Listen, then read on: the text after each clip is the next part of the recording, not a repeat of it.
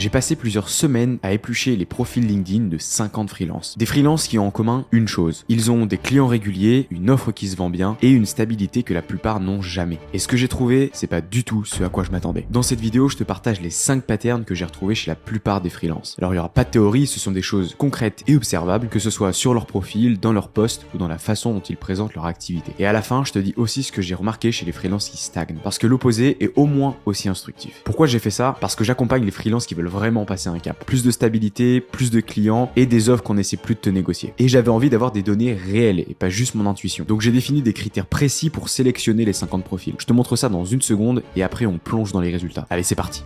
Allez, on se retrouve directement sur mon écran et je vais te montrer du coup comment j'ai pu faire ça pour analyser les 5 patterns que j'ai retrouvés chez presque tous les freelances et surtout ce que j'ai pu remarquer chez les freelances qui vont stagner.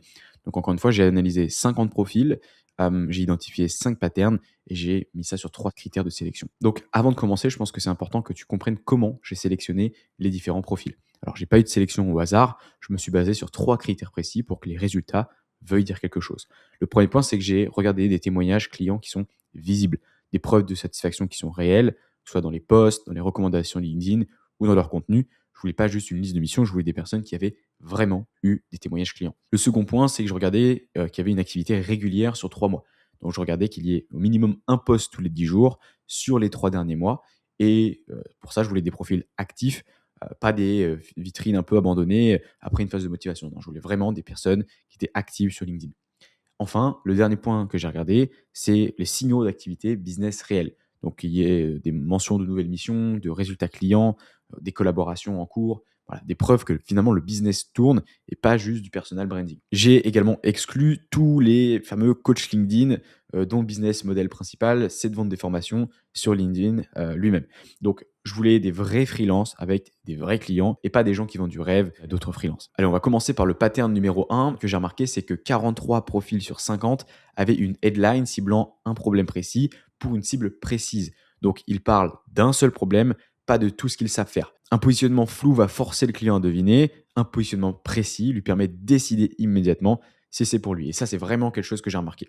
Donc, le freelance qui cartonne ne cherche pas à plaire à tout le monde, il cherche à être évident pour les bonnes personnes. C'est uniquement quelqu'un qui dit je suis consultante en marketing digital, je vous aide à communiquer mieux sur les réseaux sociaux. Bon, voilà, ça veut pas trop dire grand chose. Ou alors des personnes qui sont trop larges, des personnes qui disent qu'ils sont experts digital ou gros hackers, je booste votre visibilité en ligne. Encore une fois, c'est trop large, ok? C'est pas assez précis. Par contre, ce qu'on a vu chez les personnes qui cartonnent, c'est que c'est toujours précis. Typiquement, j'aide les cabinets d'avocats à générer des leads qualifiés via LinkedIn sans y passer leur vie. Ou alors ils sont aussi précis sur d'autres domaines. Ça peut être je transforme les SaaS B2B qui plafonnent en machine à clients récurrents. Ok, donc le premier point à retenir, c'est qu'ils avaient une headline précise. Le second pattern qui en vient ici, c'est que 38 profils sur 50 avaient au moins 3 posts montrant un résultat client dans les 2 derniers mois. Donc leur post parle des résultats clients et pas de leur méthode. Ok, ce qu'il faut comprendre, c'est que du contenu sur comment tu travailles va intéresser d'autres freelances, ok, des personnes qui font comme toi. Par contre, du contenu sur ce qui change pour tes clients, forcément, ça intéresse tes clients potentiels. Donc la preuve sociale, c'est pas de la vantardise,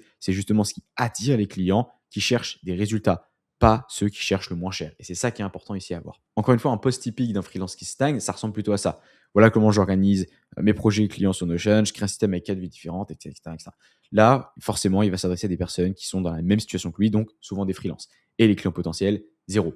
Par contre, si tu commences à faire un post qui est différent, un post un peu typique de ce que j'ai mis ici, voilà, mon client vient de signer sa 3e mission avec moi en 6 mois, pas parce qu'il devait, parce que le résultat était là. Voilà ce qu'on a fait ensemble et voilà ce que ça lui a apporté. Là, l'audience, forcément, c'est des décideurs qui veulent ce résultat. Ok, et ça, c'est clairement inquantifiable en valeur. C'est hyper, hyper important de parler de vos résultats clients. Le pattern numéro 3 qui est ressorti, c'est que 41 profils sur 50 avaient une offre nommée et structurée, visible en moins de 30 secondes.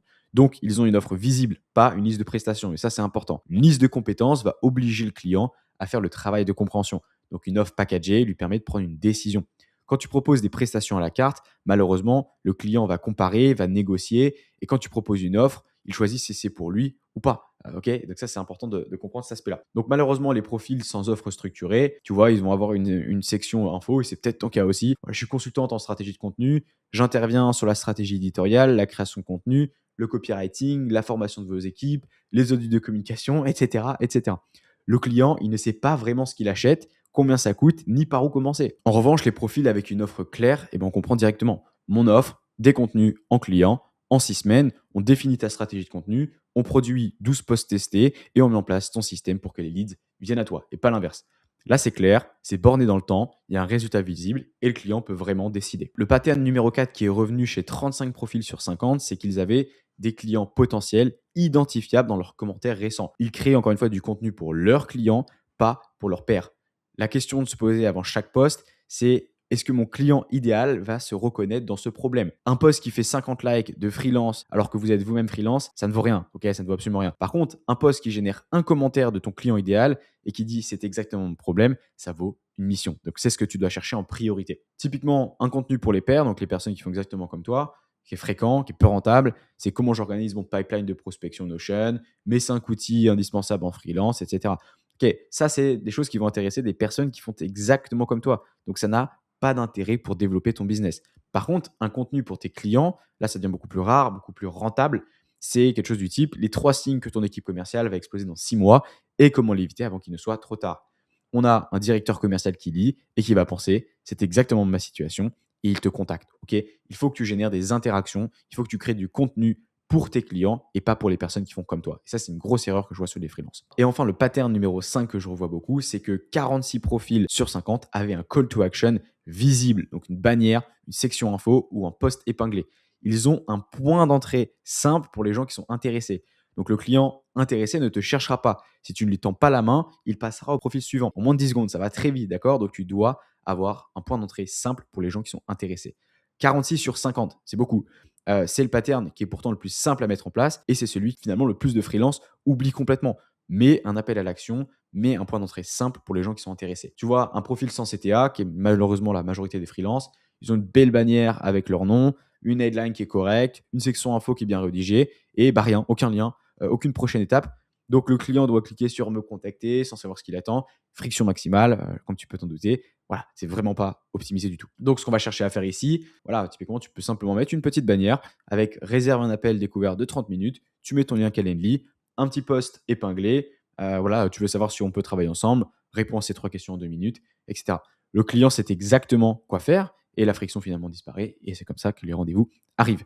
Tu l'as remarqué, 46 profils sur 50 des freelances qui vraiment cartonnent en ce moment sur LinkedIn avaient un point d'entrée. Donc fais-le également, c'est très important. Petit récap par rapport à ça, les 5 patterns qu'on a vus en chiffres, ceux qui ont un positionnement précis sur un problème et une cible, ça représente 43 sur 50 des profils. Un poste orienté résultat client, notamment plus de 3 dans les 2 derniers mois, ça représente 38 personnes sur 50. Une offre nommée et structurée, visible sur le profil, ça représente 41 profils sur 50. Des clients potentiels identifiables dans les commentaires, ça représente 35 profils sur 50. Un call to action visible, une bannière, des infos en post épinglé, ça représente 46 personnes sur 50. Donc ces chiffres, ils sont pas anodins, clairement, c'est des vrais patterns. C'est des choses qui font que finalement, aujourd'hui, quand tu es freelance, si tu appliques ces quelques actions, ces 5 patterns, tu vas automatiquement doubler tes résultats. Donc très important d'appliquer ces petits points-là, surtout que c'est très rapide à mettre en place. La réalité, c'est qu'en 2-3 heures, tu peux retravailler tous ces petits points-là et forcément aller développer ton business. Maintenant, regardons de l'autre côté ce qui se passe, ok, ce qui bloque chez les freelances qui stagnent. Il y a 3 signaux que j'ai pu également identifier chez d'autres profils que j'ai pu un peu voir sur LinkedIn. C'est 3 signaux du freelance qui plafonne. C'est un peu l'opposé de ce qu'on vient de voir. Ces 3 patterns reviennent systématiquement chez ceux qui cherchent encore leur prochain client. Ce que je vois tout le temps, c'est une headline généraliste, typiquement consultante en communication, expert digital, développeur freelance. Voilà, rien sur le problème résolu, rien sur ce qui est aidé, et c'est invisible parmi des milliers de profils identiques. Si tu fais exactement la même chose et que tu te positionnes exactement comme les autres, forcément, tu n'auras pas de mission. Le second signal du freelance qui plafonne, ça va être du contenu qui est créé pour d'autres freelances. Le coworking sympa, la tasse de café, l'outil Notion découvert cette semaine, le contenu qui génère de l'engagement dans la communauté freelance et pourtant zéro client. Ok, le but de ton contenu, c'est d'attirer des clients, c'est pas d'attirer les personnes qui font exactement comme toi.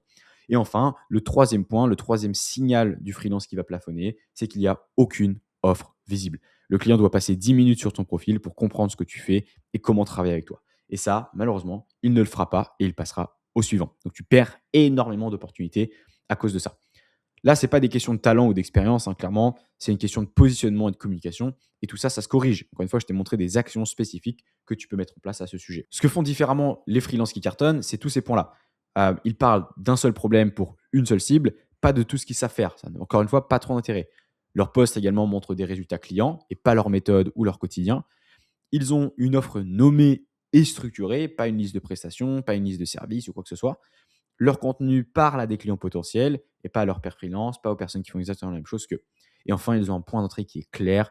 Le client intéressé, c'est exactement quoi faire. Si tu t'es reconnu dans un ou plusieurs de ces patterns sur le côté freelance qui galère, alors j'ai quelque chose pour toi. Je prends régulièrement des vraies sessions de coaching avec des freelances qui veulent passer un cap. C'est pas du tout un appel déguisé, c'est vraiment une session de coaching de 30 minutes. On regarde ensemble où est-ce que tu en es, où est-ce que tu bloques et je te donne vraiment des actions à appliquer pendant cet appel-là. Alors ça n'engage absolument à rien, encore une fois, ce n'est pas un appel de vente. Si tu veux y participer complètement gratuitement, le lien est dans la description. Il y a quelques petites questions pour que je comprenne où est-ce que tu en es avant qu'on se parle. Donc n'hésite pas à aller y jeter un œil, c'est complètement gratuit et tu vas ressortir avec beaucoup de valeur. Et si tu as trouvé cette vidéo utile, alors n'hésite pas à liker et à t'abonner pour faire découvrir à d'autres freelances comme toi. Si tu connais quelqu'un qui est exactement dans les situations que j'ai pu partager, eh bien partage-lui la vidéo. On se retrouve dans une prochaine vidéo. À très vite.